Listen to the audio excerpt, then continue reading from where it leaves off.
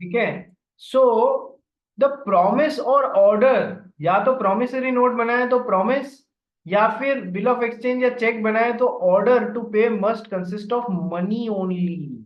इधर मैं रेफरेंस लूंगा लूंगा ये कंपनीज एक्ट का। क्या रेफरेंस लूंगा रे? पहले क्या होता था, आपने सुना है ना, शेयर होल्डर्स जो होते हैं, कंपनी के शेयर होल्डर्स होते हैं, तो कंपनी उनको क्या देती है कि सर डिविडेंड देती है, सुना है ना। और सर जो डिबेंचर होल्डर्स होते हैं, कंपनी उनको क्या देती है रे? इंटरेस्ट देती है। इतना तो क्लियर है अपने को। सर मान लो मीत मालवानी है, उसने बाटा कंपनी के शेयर्स खरीदे हुए हैं, या अमूल कंपनी के शेयर्स खरीदे हुए हैं मीत ने, ठीक है, तो इसको डिविडेंड के तौर पे पैसा दिया जाएगा। चाहे बाटा ने डिक्लेयर किया है डिविडेंड, चाहे अमूल ने डिक्लेयर किया है, मनी फॉर्म में दिया जाएगा, पैसा दिया जाएगा। ये है ना, पहले ऐसा होता, ये जरूरी नहीं था। पहले बाटा कंपनी को डिविडेंड डिक्लेयर करने होते थे, बहुत पहले की बात बता रहा हूं, तो वो क्या करती थी, लेके जूते भेज देती थी डिविडेंड के तौर पे। अमूल सबके घर आधा आधा लीटर या एक एक लीटर का घी का डब्बा भेज देती थी अपने शेयर होल्डर्स के यहाँ पर। ये होता था ऐसा, ठीक है, कि डिविडेंड डिक्लेयर करना है। मान लो सॉस डिक्लेयर कर, मतलब वो सॉस की कंपनी है, वो ये आधा आधा लीटर सॉस भेज देती थी as a dividend. What is this यार? तो बाद में चेंज हुआ कि नहीं, डिविडेंड जो है वो और इंटरेस्ट जो है वो केवल मनी फॉर्मेट में दिया जा सकता है। तो same for negotiable instruments. Negotiable instrument से क्या होता है, ट्रांसफर होता है पैसे का from one person to another, sir वो मनी फॉर्मेट में ही होता है।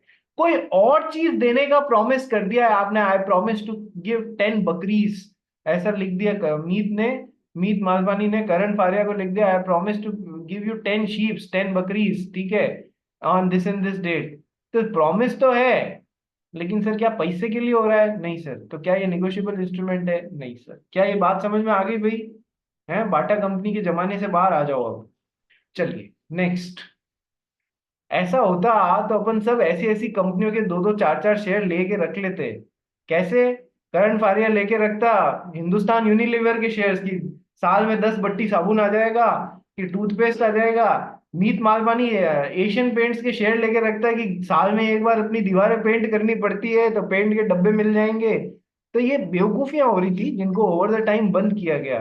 मजा आता या नहीं आता? कई जने है ना एसबीआई के शेयर्स पुराने जमाने में इसलिए खरीदते थे, एक शेयर खरीद के रखते थे। क्यों? एसबीआई की परिपाटी थी अपने शेयर होल्डर्स को साल में एक बार, एक वो डायरी होती है ना कैलेंडर वाली, मतलब ईयर ईयर डायरी, वो हर शेयर होल्डर को एक एक दिया करती। तो 100 एक शेयर तो है 25 रुपए का, 100 रुपए की डायरी उसके पीछे हर साल फ्री मिल जाती है। तो लोगों के फंडे बड़े अजीब होते थे शेयर होल्ड करने के। ठीक है, चलिए next. The sum payable, the time of payment and the payee must be certain. ठीक है, कितना अमाउंट देना है, किस टाइम पे देना है, मतलब किस टाइम तक, और कौन पेई है, वो सर्टेन होना चाहिए। समझो इस बात को। सम पेबल में तो कोई दिक्कत ही नहीं है, ऐसा मत बना देना। देखो, एक तो निगोशिएबल इंस्ट्रूमेंट बना रहा है कौन? मीत मालवानी बना रहा है करण फारिया के लिए। I Meet Malvani promise to pay Karan Faria कितने रुपए?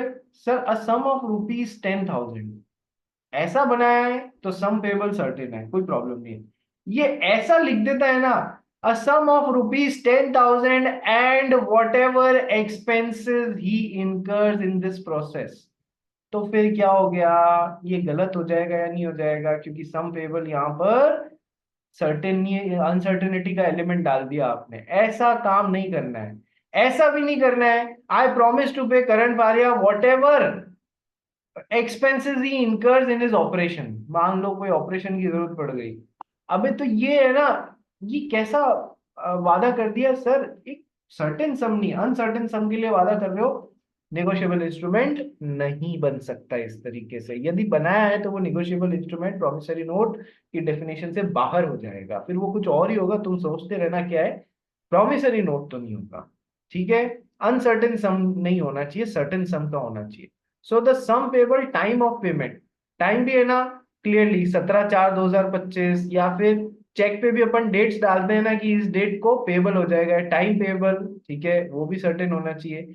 और पे जिसको पे किया जा रहा है वो भी सर्टेन होना चाहिए। अब आप लोग के दिमाग में आएगा कि सर अपन ने तो दो तरीके के इंस्ट्रूमेंट पढ़े हैं, एक तो पढ़ा है बियरर इंस्ट्रूमेंट, एक पढ़ा है ऑर्डर इंस्ट्रूमेंट। ऑर्डर इंस्ट्रूमेंट में तो सर पे ही सर्टेन हो जाता है, चेक पे नाम मेंशन कर देते हैं, ठीक है, या फिर एंडोर्समेंट के टाइम पीछे नाम मेंशन कर देते हैं, तो ऑर्डर इंस्ट्रूमेंट के टाइम तो पे ही सर्टेन हो जाए। सर बियरर इंस्ट्रूमेंट में कैसे? सर बियरर इंस्ट्रूमेंट में इस चीज को ऐसे समझाया गया है कि जो भी लेके आएगा वो भी तो एक सर्टेन पर्सन ही है, कोई भीड़ थोड़ी लेके आ जाएगी। जो लेके आएगा ना उस पेमेंट रिसीव करने के लिए वो भी तो एक सर्टेन पर्सन ही है, इसलिए बियरर इंस्ट्रूमेंट्स में भी पे को सर्टेन ही माना गया है। And last one, the instrument should be delivered, mayor drawing of instrument does not create the liability. Example बताया था ना, डेथ हो गई है और उससे पहले वो उसने इंस्ट्रूमेंट साइन करके अपनी टेबल में रख दिया, ड्रॉर में रख दिया, तो क्या उसको डिलीवर किया? नहीं सर। तो फिर सर क्या वो डिलीवर, वो नेगोशिएबल इंस्ट्रूमेंट जो है वो सही से उसका सारा काम हुआ? नहीं सर, नहीं हुआ। तो फिर sir mayor drawing of instrument does not create the liability. ठीक है जी, ये 8 पॉइंट समझ में आ गए? हाँ सर, कल इनको डिटेल में करेंगे अपन 8 पॉइंट्स को। और डिटेल में भी नहीं, नहीं डिटेल में है नहीं, ये जो था वो मैंने आपको समझा दिया। ठीक है, आपका चालू हो रहा है अब नेक्स्ट प्रॉमिसरी नोट।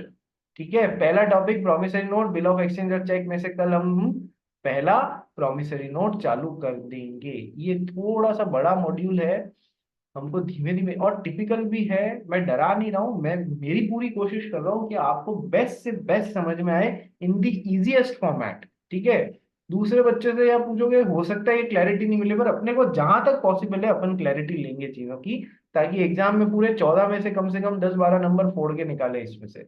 ठीक है, promissory note, bill of exchange और चेक, अब अपने को मेन टॉपिक्स पे आना है। ठीक है, चलिए कल मिलते हैं 9 बजे।